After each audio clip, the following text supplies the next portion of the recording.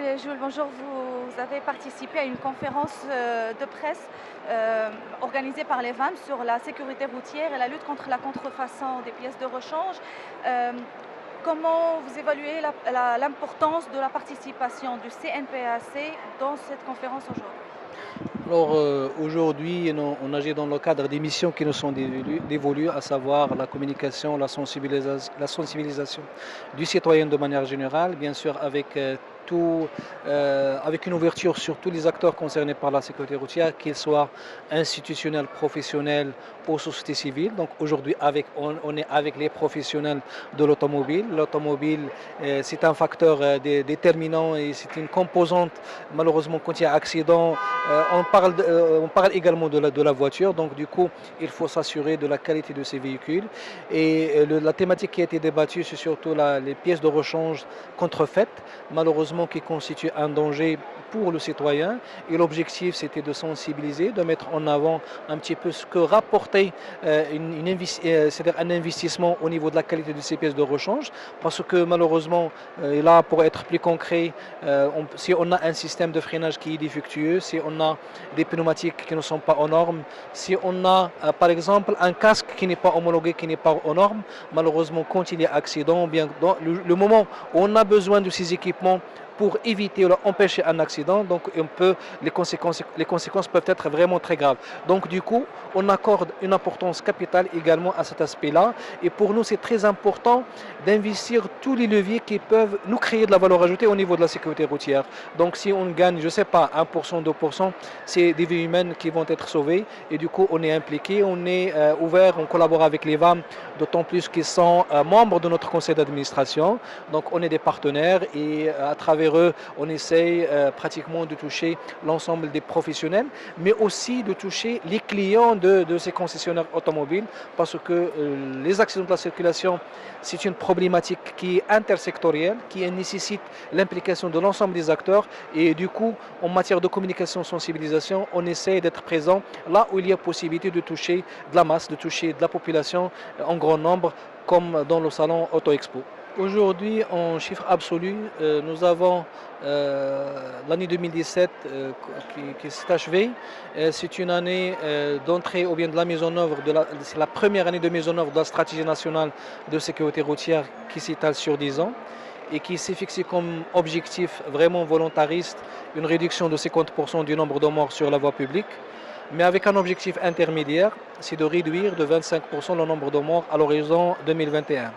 D'ici là, donc pour atteindre ces objectifs, le ministère et également l'ensemble des acteurs concernés par la sécurité routière ont adopté un plan d'action quinquennal, donc qui investit pratiquement l'ensemble des leviers possibles et imaginaires pour atteindre cet objectif. Nous, au niveau de la communication, au niveau de la sensibilisation, on a préparé un plan de communication pour accompagner la mise en œuvre de cette stratégie, c'est-à-dire dans l'objectif d'assurer plus d'adhésion des citoyens, des professionnels, des acteurs institutionnels autour de cette stratégie.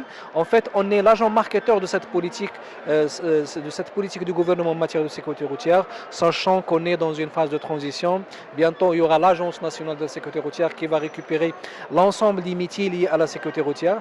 Donc, on travaille main dans la main avec l'ensemble des acteurs, mais juste en termes de chiffres, la première année, donc on a effectué une baisse de 2,62% dans le nombre de morts. En termes d'objectifs, ça c'est en termes de réalisation.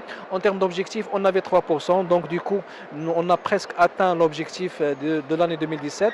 Cette année, on a un challenge, c'est de réduire de 4% le nombre de morts en 2018.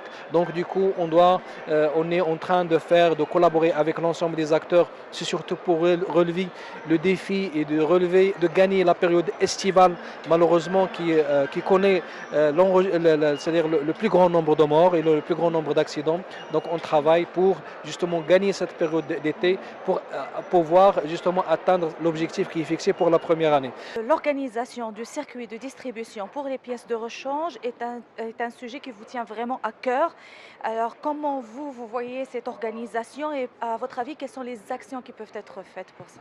Voilà, comme vous l'avez vu lors de cette table ronde importante qui a été organisée par l'IFAM en marge du salon Auto Expo, à laquelle ont participé bien évidemment les opérateurs économiques et principales marques qui détiennent une grande part du marché de l'automobile ici au Maroc, et également on m'a invité au niveau de l'OMPIC pour parler un peu du phénomène de contrefaçon des pièces automobiles.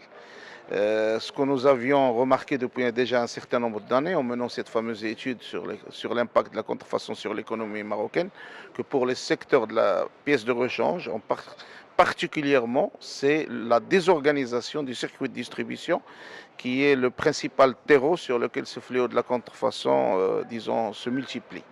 Et donc, l'action essentielle, c'était de attaquer cette désorganisation du circuit de distribution. Et comme vous l'avez vu, il y a quelques mois, 2 ou 3 mois, il y a eu le lancement par le ministre de l'Industrie donc, du label Salamatouna qui vise justement à avoir la traçabilité dans ce circuit de distribution.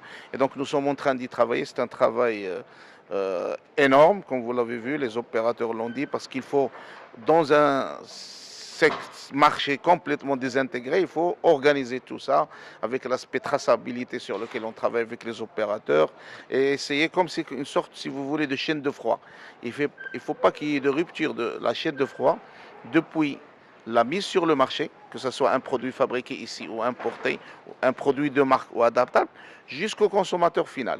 Et donc c'est un peu cette configuration de cette chaîne de froid, sur ça sur lequel on travaille, chaîne de qualité on va dire, chaîne où il n'y a pas de contrefaçon, chaîne où c'est traçable. Et donc c'est un travail de longue haleine sur lequel on travaille d'arrache-pied et je peux vous assurer que maintenant même les équipes travaillent sur ça. Et Inch'Allah, on aura des résultats très très très prochainement. Moi j'aime pas parler avec vous, les gens me connaissent, hein. Moi on travaille et puis c'est les résultats qui vont y parler. Et le consommateur, vous avez vu tout à l'heure lors de la table ronde, tout le monde est vraiment mobilisé et nous aurons des résultats probants très prochainement, Inch'Allah.